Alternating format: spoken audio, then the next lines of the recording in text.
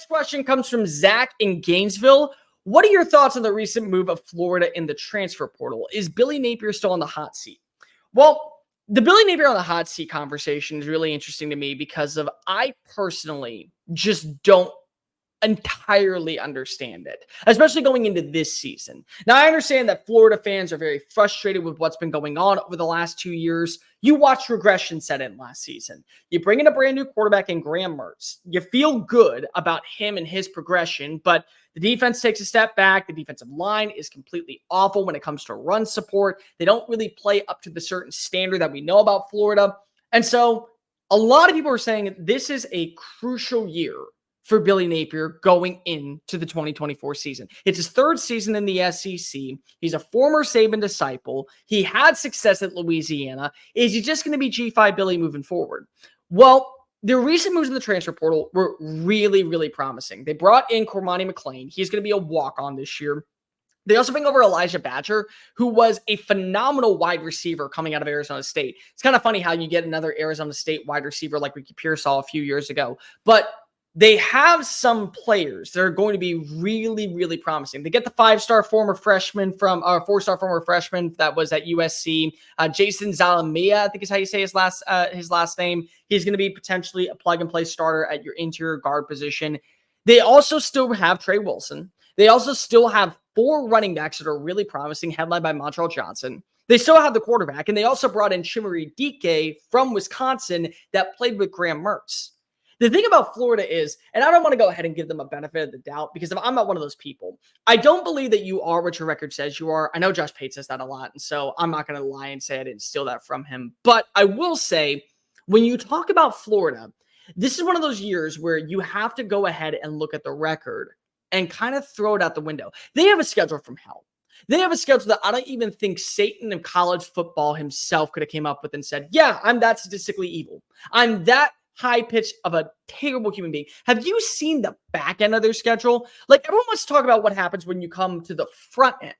We're just talking about how they're going to set the tone going into 2024. Have you seen how it closes out? I mean, yeah, Miami week 1 is going to be a bloodbath. Then, of course, you have the UCF game, but it's at home. After your bye against Kentucky, you play Georgia at a neutral site location, at Texas, LSU, Ole Miss, Florida State. Find a win there. Find the win in one of those games. Because I can tell you right now, Texas, they're going to be playoff bound, or at least they think that they are. Ole Miss, they feel like a team that's playoff bound. Florida State, they're not going to take a step back. Yeah, they lost a lot of talent offensively. They're still portaling like no one's business. They're a really good team. Florida has the 5th ranked transfer portal class of 2024. Just hear that for a second. You talk about the teams that were better than them. Texas A&M, Oregon, Ole Miss were the 3 other ones you throw in there. I think Texas was also like number 4, if I'm not mistaken. But 3 of those teams are playoff teams. And Florida, they're 5th. They have talent. They have a team that's really going to be put together in time.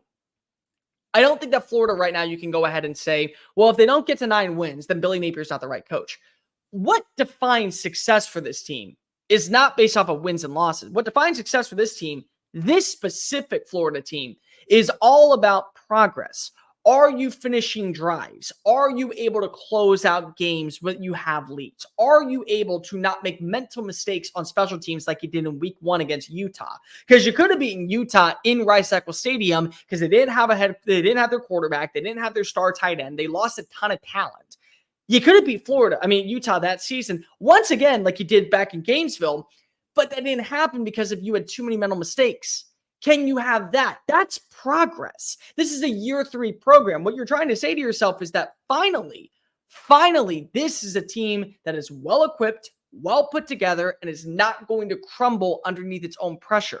To me, when you look at Florida, they can still be a really good program. The way that they're coached, the way that you've seen Billy Napier make changes in the offseason, whether it be at defensive line, whether it be at linebackers coach, the way that he's been about trying to make sure that this team has no questions going into the year, that's a sign that you are watching adaptability. Eli Drinkwitz went through this a few years ago. Like he said, I have to give up the play calling if I want to keep my job. And what happened? Well, they won a Cotton Bowl, and now you have the head coach in waiting in Kirby Moore, and Drink got a brand new contract. And I'm not saying that that's going to happen with Florida, but if they get to 7 wins this year, 7 wins for most people with this schedule would be like 10 wins for other teams. It's why we say whenever you look at conferences and you look at matchups, not every 9-win team, not every 10-win team is the exact same, because it's false. It is. It's a false narrative. There's no way that you're taking a MAC team that's 10-2 and putting them against a 9-3 Florida team and saying, oh, they're the same. No, they're not. They're nowhere near the same in terms of consistency, in terms of play style. So you can't take that and put these two together. They have a good balanced roster. Now it's about capitalizing, showing that there is consistency, and finding ways to have these toss-up matchups between like a Texas A&M, like a UCF, maybe even a Miami, and closing out with the win.